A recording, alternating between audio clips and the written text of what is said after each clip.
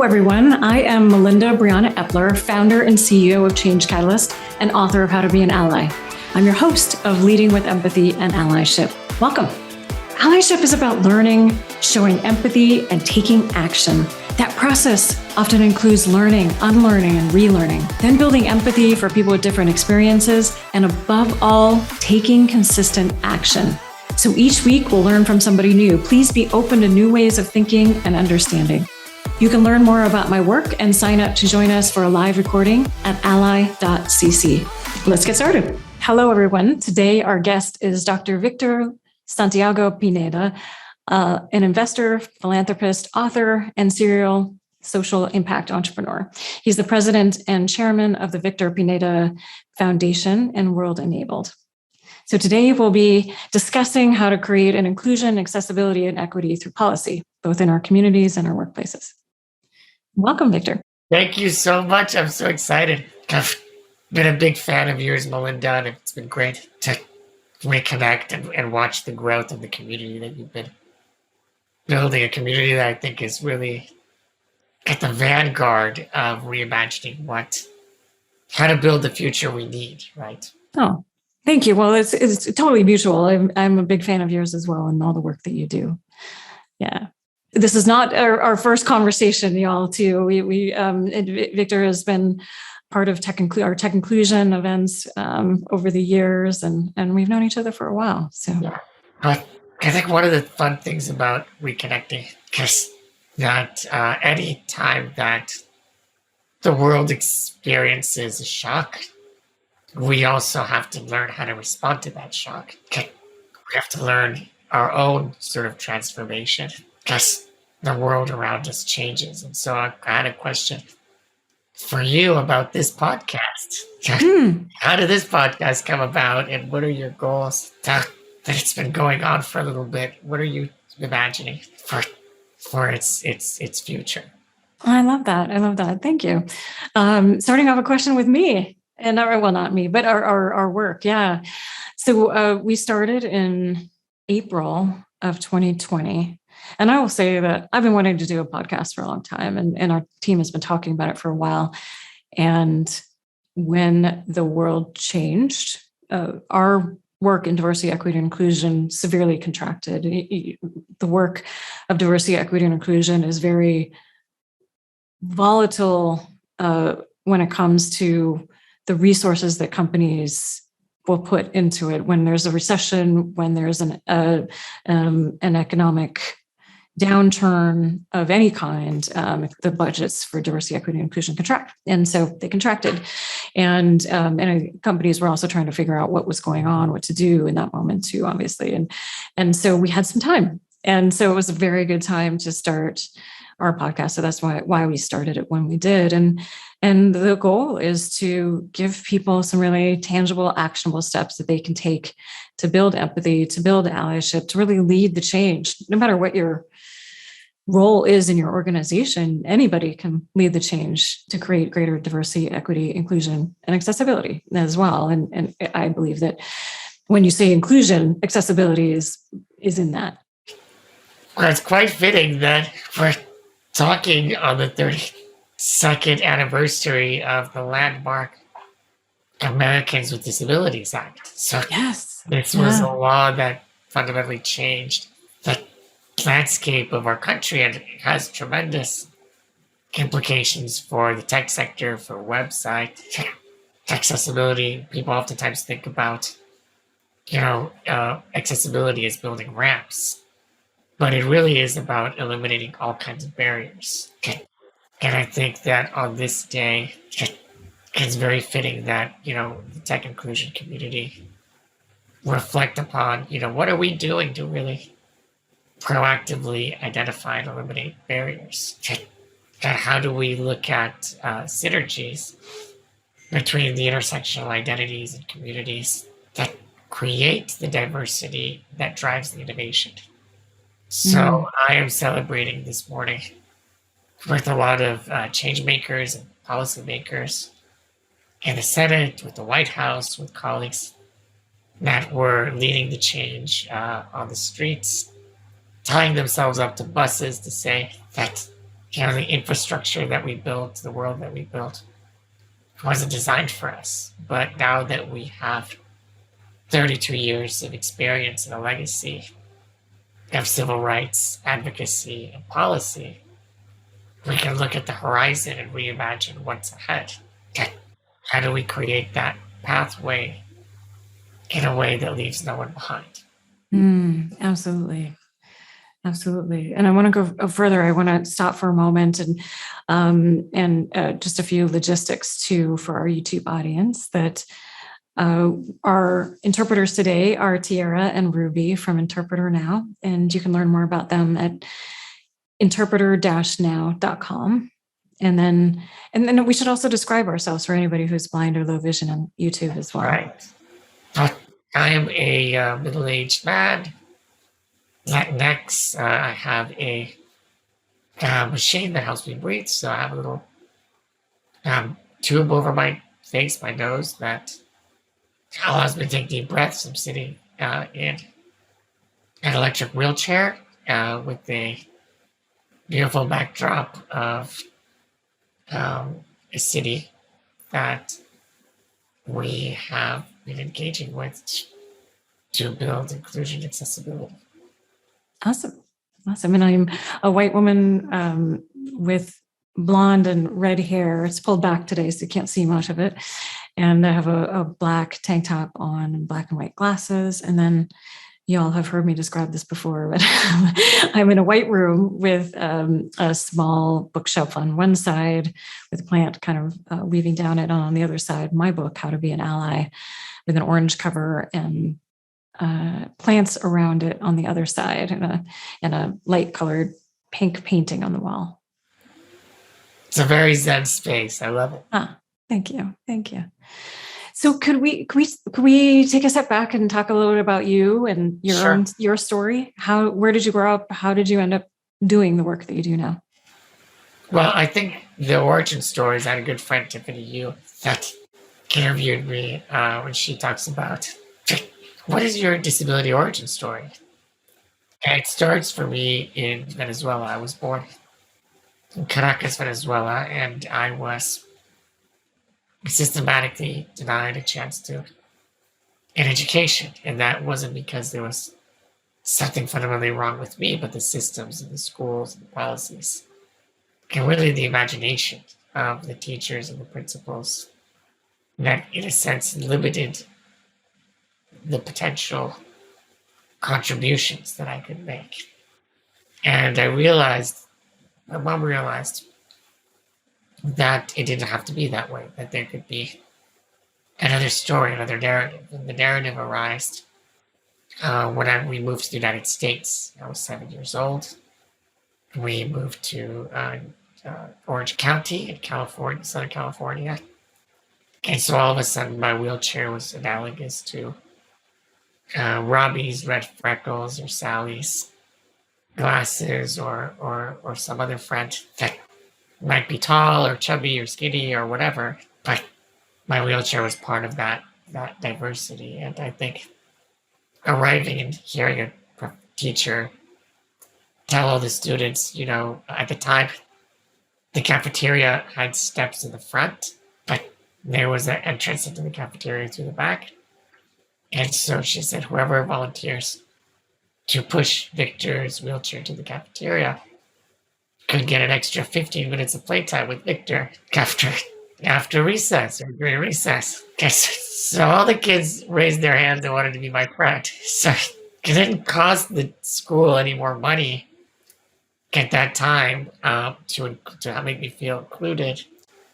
Ultimately, those steps and the accessibility was addressed, but I literally arrived to the United States as the Individuals with Disabilities in Education Act was being reauthorized by Congress, and that created the conditions for millions of children with disabilities to get a mainstream education and to break down sort of this divide between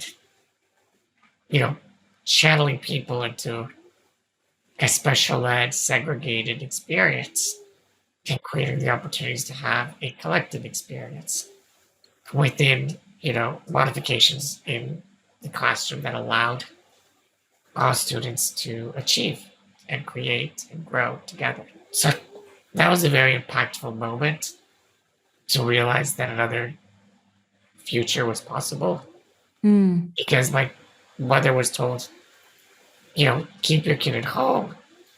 He won't be able to get a job. He won't be able to form a family. He won't be able to contribute much to society. And better to keep him at home so he wouldn't be bullied at school.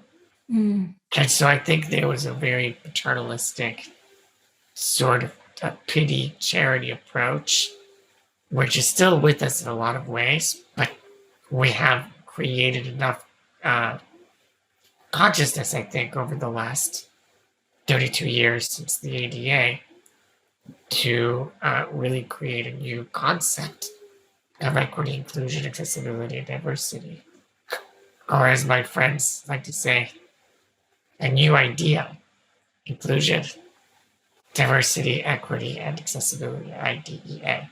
And so those are the new ideas that I think are shaping the way we can unlock human potential. And that experience directly led to me forming my own foundation and a variety of social enterprises and companies that advance this work through different means. Awesome. So I was looking at some of your work in preparation for this, and your mission at World Enabled is to help organizations and communities create and sustain a radically inclusive, accessible, and resilient future for all. So what does that look like? What is an inclusive, accessible, and resilient future? What does it look like to you? Well, what I like to say is that when I talk about radical, I mean getting to the root, right? Getting to the root of the issue. Okay. It's like radicalis, which is the Greek word for radical. Okay, so every human life has value and faces tremendous obstacles. However, every human life has limitless potential. Now, the challenge is, how do we understand the real barriers that exist and remove them from their root? How do we do that in a way that opens up opportunities for belonging, where every person is endowed with unique, particular gifts, and those gifts can be brought to life? Now, the way that we've done that is through thought leadership on inclusion, by helping really understand what we're talking about, how we're talking about identifying and eliminating barriers in the workplace, through product design, through community engagement, through marketing, through strategy, right? Through internal policies, through recruitment. So, and this transformation through thought leadership and culture change. The second way that we do this work is through training and advisory services. And that's really making sure that you have your own inclusion journey and your roadmap, and you can bring people that help unlock those capabilities through training and advisory support. And then we're building new partnerships with both communities and organizations around strategic design and even a certification program. And all of that drives sort of the capacity to unlock inclusive innovation. So a lot of times we hear innovation as a buzzword, but I think innovation is, building accessibility is innovation, because you're changing systems that created exclusion, and you're kind of retweaking them to find solutions that can perpetuate inclusion. So that's the kind of way that we engage on radical inclusion with communities and government and organizations. Yeah. So I know you've worked with several cities on this, and I think it would be helpful. I would love to hear what it looks like to develop an inclusive, accessible, and resilient city. What are the pieces of that? How do you start, and what does that look like, kind of step by step? And I know, I believe, correct me if I'm wrong, that you're just starting to work with Amsterdam, and this kind of in the initial stages. Is that correct? Yeah, Amsterdam's super exciting. Yeah. Okay. we're looking at a cool initiative, right? A 3-year project where the chief technology officer is one of the world's leading innovators around um, innovate innovation and sort of reimagining what a digitally connected city could look like, what a smart city could look like. You realize, you can't have a smart city if it's not inclusive and accessible. You can't have a smart city that perpetuates barriers.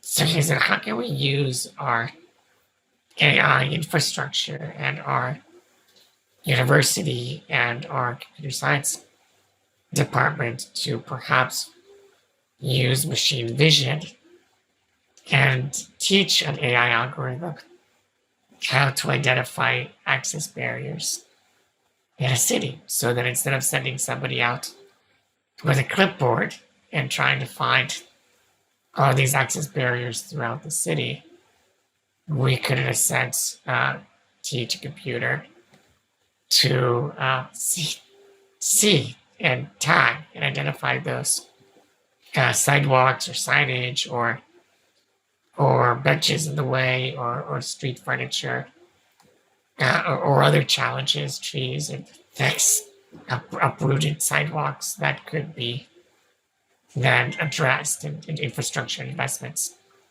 could be directed towards fixing those areas. And what's interesting is that we've actually proven that through LiDAR and 3D cloud point technology, you can actually create paths and assess paths and pathways through cities that would have at least a 3 to 5 foot clearance. And so you could create new ways of mapping the city through artificial intelligence that can help you drive inclusion. In a city like Abu Dhabi or Dubai, which we're actively working on, they realized that they wanted to drive change through a comprehensive and integrated approach to policy. So they asked us to develop the Dubai Disability Strategy, which was part of the master plan of the city of Dubai. And then Abu Dhabi wanted something that could also allow them to create benchmarks and indicators that they can measure in terms of 6 different domains: education, employment, public spaces, health, and social protection.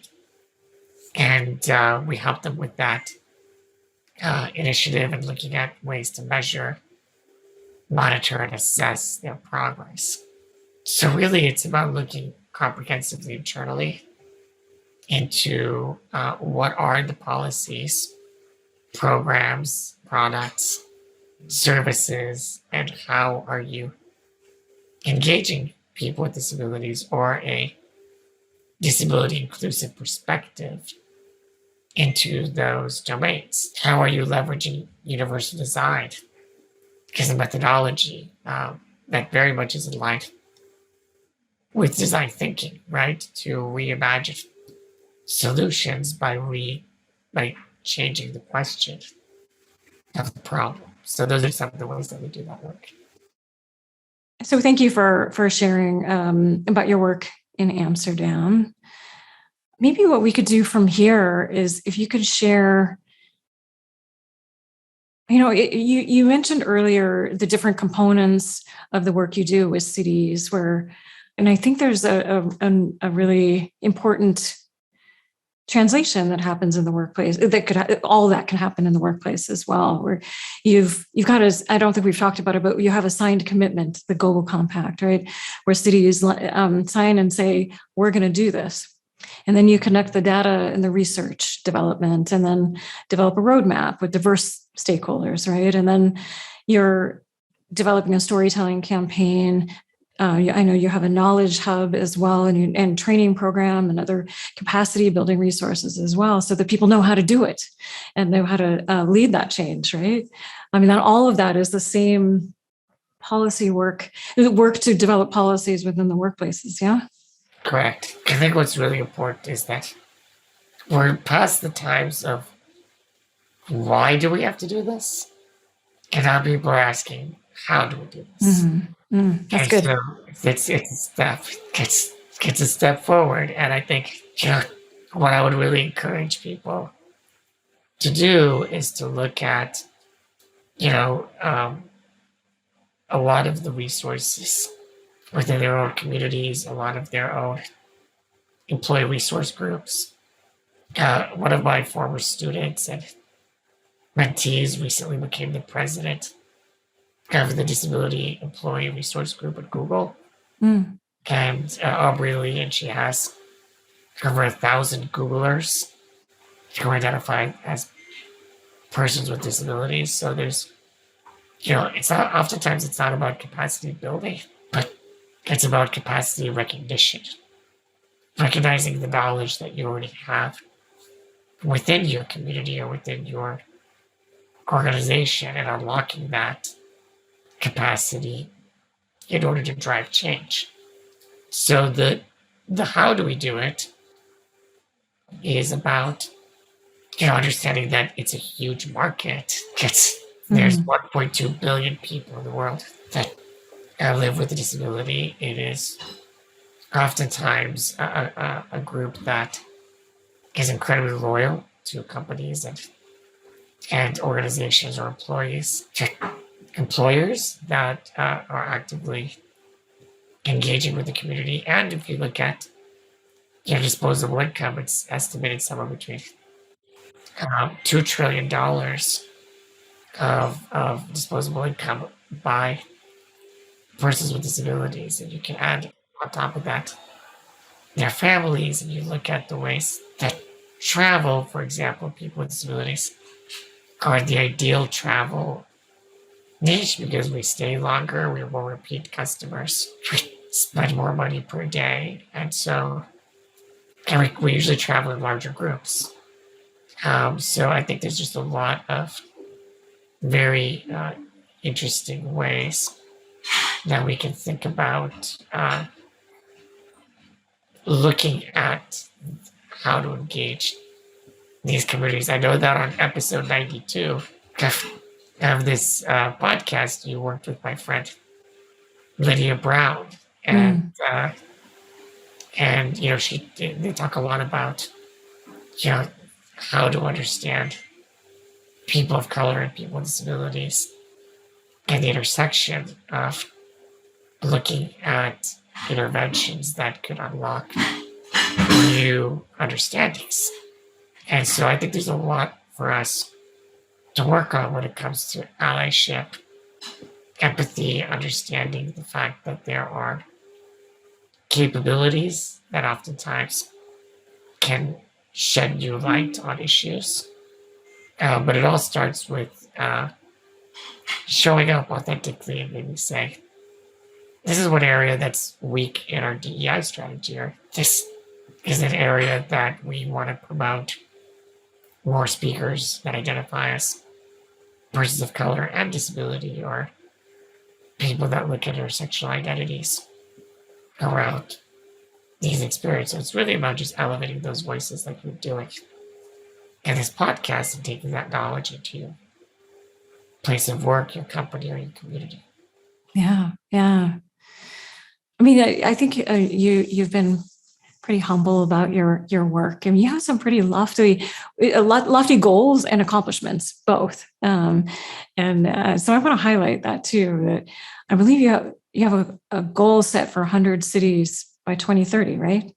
So we have 30 cities that have signed a global compact, which is a commitment to make their cities more inclusive, accessible, and resilient. And the goal is to get 100 cities to sign up. So we're looking at technology partners that can help us drive and deliver solutions to our memberships that can help them, track in real time, access barriers or identify solutions that allow us to create dashboards and tools that will help communities learn about inclusive design, inclusive planning, inclusive public policy. So there's still a knowledge gap as well. So we've launched a training program with kind of the UN of cities, which is called United Cities and Local Governments, a huge network of cities all over the world. And so they're taking our course to help provide this knowledge and training program to cities to help them shape their own inclusion strategies. So yeah, we work with both cities and Fortune 500 companies or other startups that are looking at innovation to drive this work forward. And that kind of stems from my work in really negotiating the United Nations Convention on the Rights of Persons with Disabilities. That experience that I had as a child coming to the United States and realizing that I not only had, opportunities and privilege, but also had responsibilities. And I wanted to take some of that knowledge and some of those insights and those gains from the US and make sure that other children and other adults and individuals in other parts of the world can benefit. So that is an international human rights agreement, the 10th International Human Rights Treaty that's now been signed by 180 countries around the world. Amazing. One of the articles, Article 9, ensures that accessible technology is understood as a human right. So these are like radical shifts in terms of normative frameworks and sort of agreements by countries, but then it's about the translation to the local level and the translation to the day-to-day work of companies and communities, bring those lofty goals to life. Yeah, absolutely. So in terms of companies and individuals both, like how do they get involved? What can they do to create a better world, to create a more inclusive, accessible world? Well, I think education, we always talk about, educating and being a good ally and understanding the cultures and the histories and the trajectories of these experiences of marginalization, experiences of oppression, experiences of exclusion, experiences of discrimination. So just as racism and sexism exists, so does ableism, which is the concept that a body or an individual life that is lived with a disability has less value than a life that is lived without sort of a perception of a disability.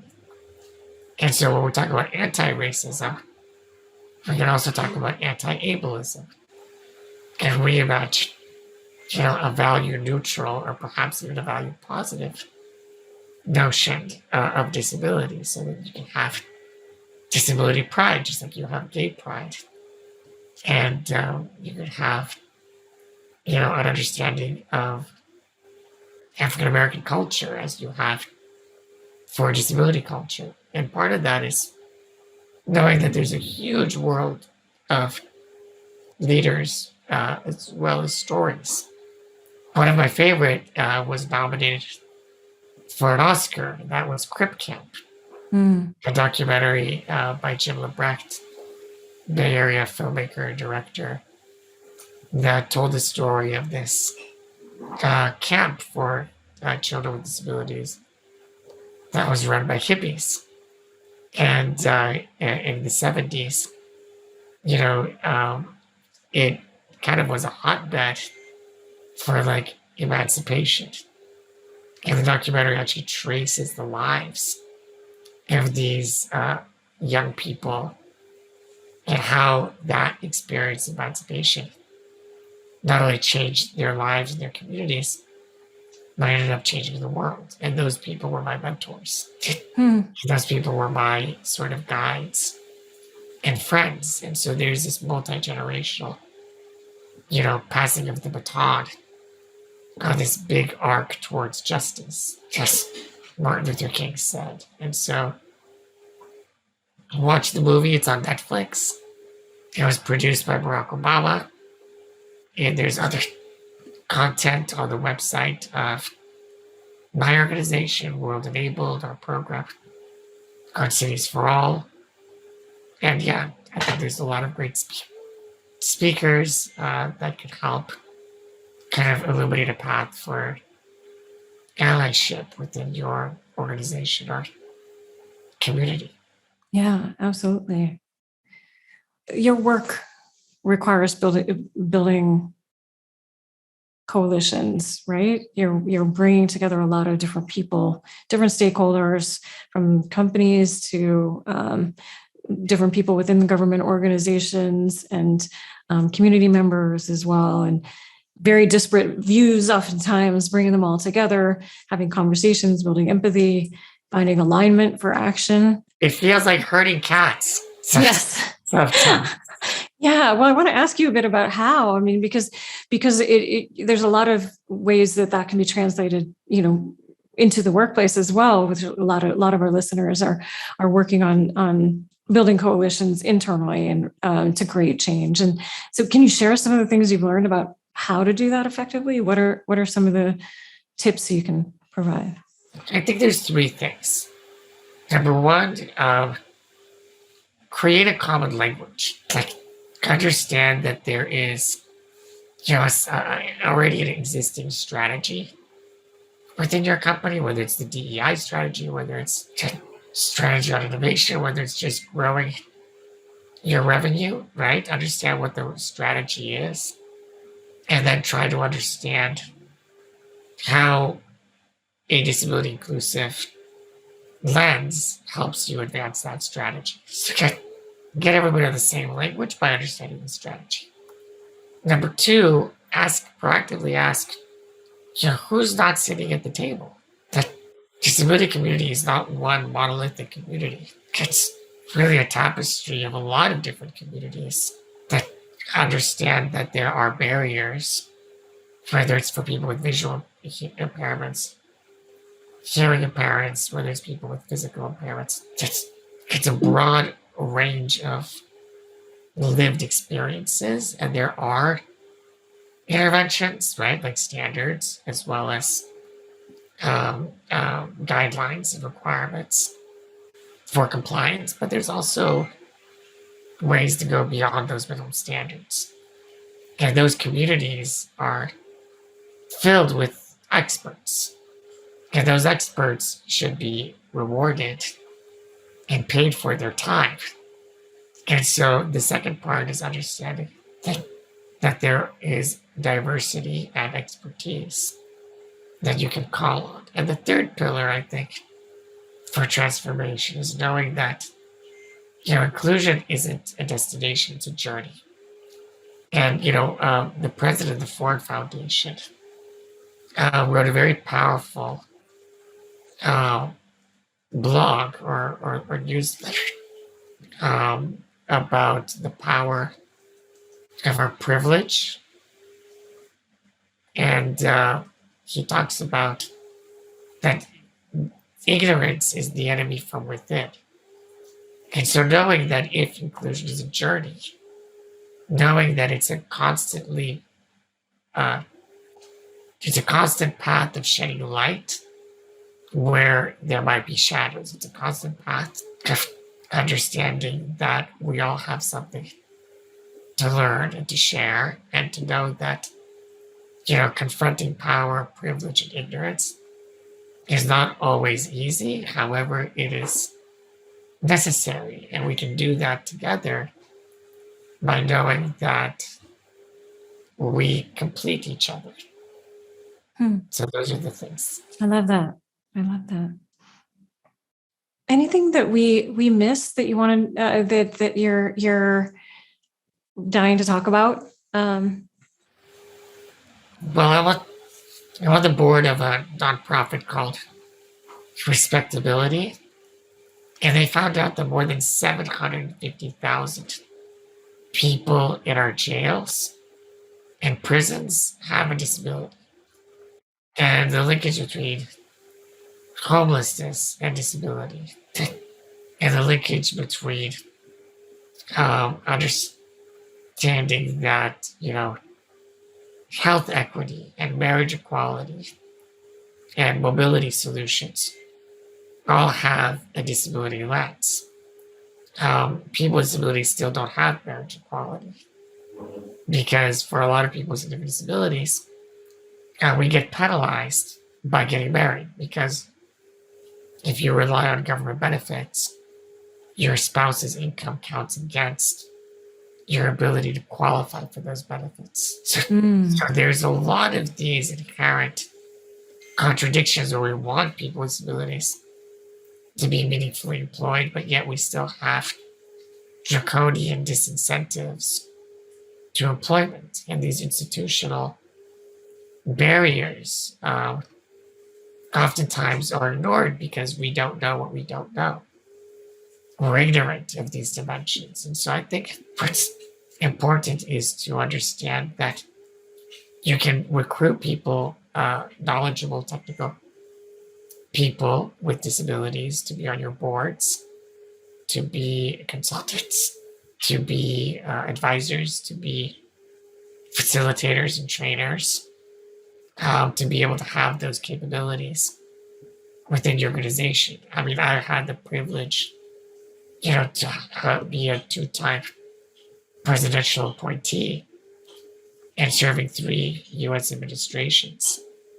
And so the idea of service and the idea of leadership is not something that we have to delegate to others, but something that we have to step into ourselves.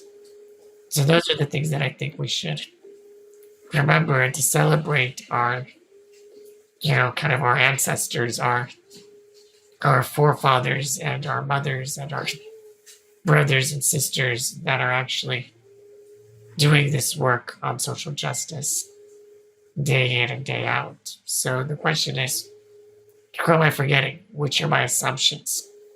Which assumptions are flawed? And which of my beliefs are misbegotten? So these are things that we can do to open up new channels and engage with the right partners that can help you achieve your goals in a way that's inclusive, accessible, and resilient. Thank you so much for this opportunity, Melinda. Yeah, absolutely. And you said brothers and sisters, I also want to say are non-binary siblings as well. Exactly. Yeah. What action, Victor, what action would you like people to take? We always end with a call to action. So what action would you like people to take after listening or watching? Well, if you think that your city or company could benefit from a conversation or a engagement on radical inclusion, learn more about the work that we do and reach out.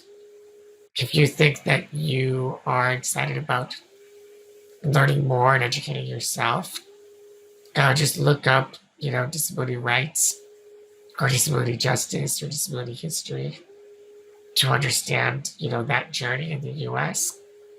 And find folks to follow if you're on social media, on Twitter or Instagram or whatever, and become part of that story, part of that community.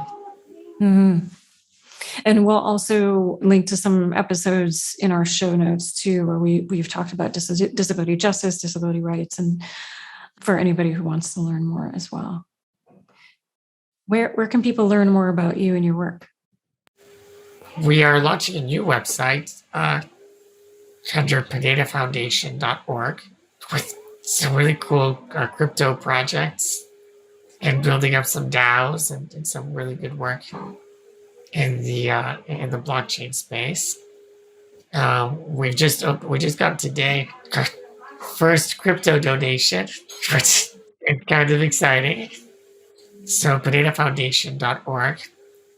And then the other initiatives we have is called Cities for All, which is this global campaign on inclusive cities. And then our education arm and our training arm is World Enabled. So at World Enabled on Twitter and Instagram, and Cities for All, www.cities4all. Awesome. Thank you. Thank you for the conversation and for all the work you do, for sharing your wisdom with us. And thank you for leading the space in the community and for engaging our community in the dialogue as well. Yeah, of course. Absolutely. My pleasure. I'll see you soon. Bye, guys. Okay, bye. We'll share resources and a transcript from this discussion at ally.cc. And please make sure to subscribe to our channel and rate this show. It makes a difference for us. Thank you for being part of our community. And remember, the more we take action, the more we grow as humans and as leaders, and the more we transform our communities. So what action will you take today? Let us know your actions by emailing podcast@changecatalyst.co or reaching out on social media. And Leading with Empathy and Allyship is a show by Change Catalyst where we build inclusive innovation through training, consulting, and events. You can learn more about us at changecatalyst.co. So let's keep building allyship across our communities and around the world. Thank you for listening.